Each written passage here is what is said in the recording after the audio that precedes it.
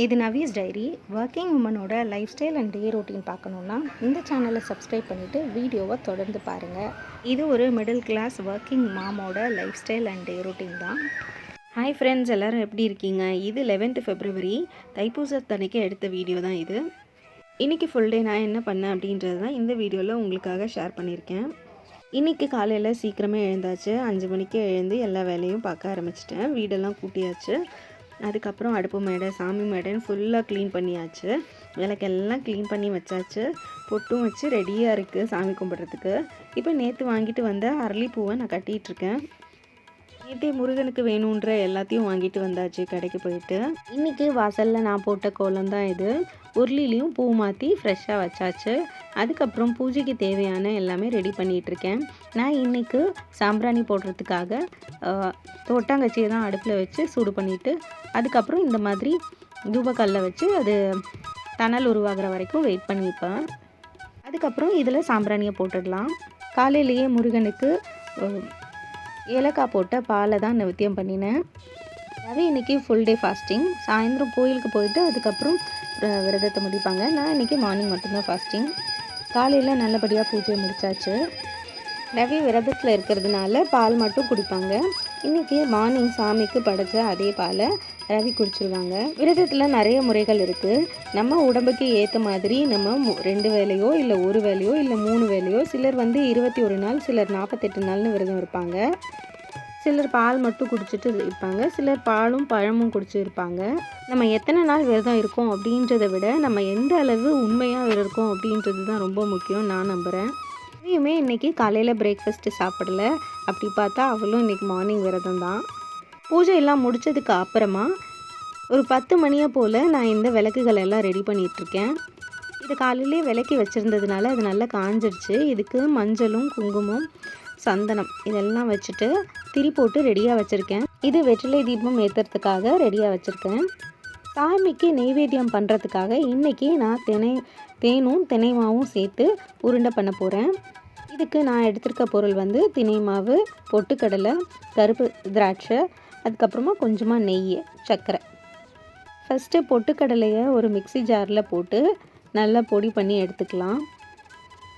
இது நல்லா பவுடர் ஆகிற அளவு மிக்ஸி ஜாரில் அரைச்சிக்கோங்க. இப்போ இதை மிக்ஸி அரைச்சதுக்கப்புறம் நல்ல பொடி பொடியாக ஆகிடுச்சு. இதை ஒரு பாத்திரத்தில் எடுத்துக்கிறேன். அதே மாதிரி தினை மாவையும் நான் ஒரு பாத்திரத்தில் எடுத்துக்கிறேன். இது ரெண்டையும் கொஞ்சம் நல்லா மிக்ஸ் பண்ணிவிட்டு லேசாக அடுப்பில் ஒரு கடாய் வச்சு கொஞ்சமாக வறுத்தெடுத்துருங்க. அதுக்கப்புறமா இந்த வறுத்தெடுத்த மாவில் சர்க்கரை பவுடரையும் அரைச்சி அதையும் கொட்டிடுங்க. ஒரு கடாயில் கொஞ்சமாக நெய் விட்டு அதில் திராட்சையை போட்டு கொஞ்சம் கலர் மாறுற அளவு ஃப்ரை பண்ணிவிட்டு இதை அதே கலவையில் சேர்த்துடுங்க அந்த மாவோட. இப்போ திராட்சை நல்லா கலர் மாறிடுச்சு. இதை மாவில் கொட்டிடலாம். இதுக்கப்புறம் இதில் நான் தேன் விட போகிறேன். தேனை கொஞ்சமாக விட்டு நல்லா கிண்டிக்கோங்க. கொஞ்சம் கொஞ்சமாக விட்டு கிண்டினோன்னா நமக்கே பக்குவம் சரியாக இருக்கும். ஓரளவு விட்டதுக்கப்புறம் இதை நல்லா பிடிக்கிற அளவு கிண்டிப்போம். மாவு லேசான சூடாக இருக்கிறதுனால நான் முதல்ல ஸ்பூனால் கிண்டிட்டு அதுக்கப்புறம் கையால் கிண்டுறேன். கொஞ்சம் ஆறுனதுக்கப்புறம் இப்போ இது நல்லா பிடிக்கிற அளவு வந்துருச்சு அப்படின்னா இதை நம்ம கொஞ்சம் பிடிக்க ஆரம்பிச்சிடலாம். நல்ல உருண்டைகளாக அழுத்தி பிடிச்சோன்னா இந்த மாதிரி தினை மாவு உருண்டை ரெடி ஆகிடும். இப்போ நான் ஒரு 10லேருந்து 12 உருண்டை வரைக்கும் ரெடி பண்ணிட்டேன். இதை சாமிக்கு படைக்கிறதுக்காக ரெடியாக வச்சுருக்கேன். மத்தியானம் நிவத்தியம் பண்ணும்போது இதை தான் வச்சு நிவத்தியம் பண்ண போகிறேன்.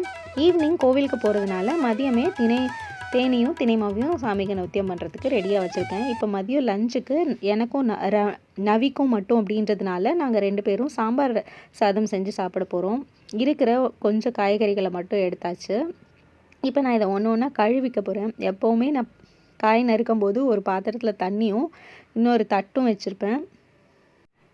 காய்கறியிலேருந்து வர வேஸ்ட்டு, வெங்காயத்தோல் எல்லாத்தையுமே தட்டில் போட்டுட்டோன்னா நமக்கு மறுபடியும் க்ளீன் பண்ணுற வேலை இருக்காது மேடையை. அதனால் கழுவிட்டு அப்படியே கட் பண்ணிவிட்டு வேண்டாத குப்பைகளெல்லாம் ஒரு தட்டில் போட்டு டைரெக்டாக குப்பை தொட்டியில் போட்டுடுவேன். இது நம்மளோட வேலையை கொஞ்சம் மிச்சப்படுத்தும் அப்படின்னு நான் நினைக்கிறேன். அடுப்பு மேடையும் கொஞ்சம் க்ளீனாகவே இருக்கும். நான் ஃபஸ்ட்டு 3 அவரைக்காய், அதுக்கப்புறம் கொஞ்சமாக பரங்கிக்காய், ஒரு 1/4 துண்டு முள்ளங்கி இது எல்லாத்தையும் பொடி பொடியாக நறுக்கிட்டு, அதுக்கப்புறம் ஒரு வெங்காயம், ஒரு தக்காளி, ஒரு பச்சை மிளகாய் எல்லாத்தையும் பொடி பொடியாக நான் நறுக்கிட்டேன். ஒரு குக்கரில் பச்சரிசியும் துவரம்பருப்பும் கலந்து கழுவிட்டு அதில் 1 டம்ளருக்கு 4 டம்ளர் அப்படின்ற விதத்தில் தண்ணி ஊற்றியாச்சு. இப்போ இதில் தேவையான அளவு உப்பு, அரிஞ்சு வச்ச காய்கறிகள் எல்லாத்தையும் போட்டாச்சு. கொஞ்சமாக மஞ்சத்தூள், அதுக்கப்புறம் சாம்பார் பொடி, ரெட் சில்லி பவுடர், நான் வச்சுருக்க கருவேப்பிலை பொடி இது எல்லாத்தையும் போட்டு இதை ஒரு கிளறிட்டு குக்கரை மூடி வேக வச்சிடலாம். சாம்பார் பொடி தீர தீர நான் அப்படியே பாக்கெட்லேருந்து இதில் கொட்டி வச்சுருவேன். அப்போ தான் காலையில் டென்ஷன் இருக்காது.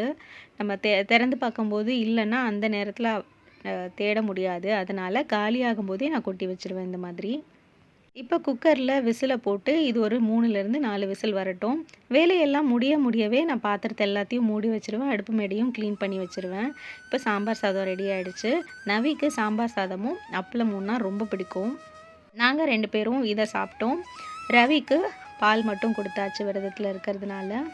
ரவி வந்து பால் குடித்ததுக்கப்புறம் மத்தியான பூஜைக்கு ரெடி ஆகிட்டாங்க. ஆல்ரெடி பண்ணி வச்சுருந்த தினை மாவு உருண்டையை சாமி முன்னாடி வச்சு சாமிக்கு இதை மத்தியானம் படைச்சாச்சு. 3 பேரும் திருப்தியாக இன்றைக்கி சாமி கும்பிட்டோம். ஈவினிங் கோவிலுக்கு போகிறதுனால மதியமே இந்த படையல் முடித்தாச்சு. நினச்சபடியே இன்றைக்கி திருப்தியாக சாமியை கும்பிட்டாச்சு. முருகனுக்கு வேணுன்றதெல்லாம் பண்ணியாச்சு. சாமியெல்லாம் கும்பிட்டுட்டு நாங்கள் ஒரு 3:30 மணியை போல் ஈவினிங் கோவிலுக்கு கிளம்பிட்டோம். நாங்கள் இங்கேருந்து குமரன் குன்றம் போய் சாமியை பார்க்கலாம் அப்படின்ட்டு கிளம்பியிருக்கோம் இன்றைக்கி. அங்கே போயிட்டு பக்கத்தில் இருக்க நம்ம வீட்டு பக்கத்தில் இருக்க முருகன் கோயிலுக்கும் போகலாம் அப்படின்றது தான் எங்களோட பிளானு. நான் இன்றைக்கி கிளம்பிட்டேன், ரெடி ஆகிட்டேன். நெயில் பாலிஷ் மட்டும் போட வேண்டியிருந்தது, அதையும் போட்டுட்டு இந்த வளையல் வந்து இந்த ட்ரெஸ்ஸுக்கு மேட்சாக எனக்கு இருந்தது. இது எனக்கு கிஃப்டாக கிடச்ச வளையல், அதையும் போட்டு நான் சூப்பராக ரெடி ஆகிட்டேன். ரவியும் ரெடி ஆகிட்டாங்க, அதே மாதிரி நவியும் ரெடி ஆகிட்டா. நவி கொஞ்ச நேரம் நாங்கள் கிளம்புற வரைக்கும் அவள் ரெடி ஆகிட்டு உட்காந்துட்டு இருந்தா. இன்றைக்கி தைப்பூசம் அப்படின்றதுனால கண்டிப்பாக எல்லா கோவிலும் பயங்கர கூட்டமாக இருக்கும்.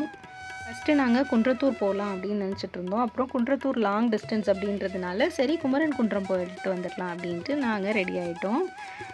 போட்ட நெயில் பாலிஷ் ஒரு வழியாக காஞ்சிருச்சு. நானுமே கிளம்பிட்டேன்.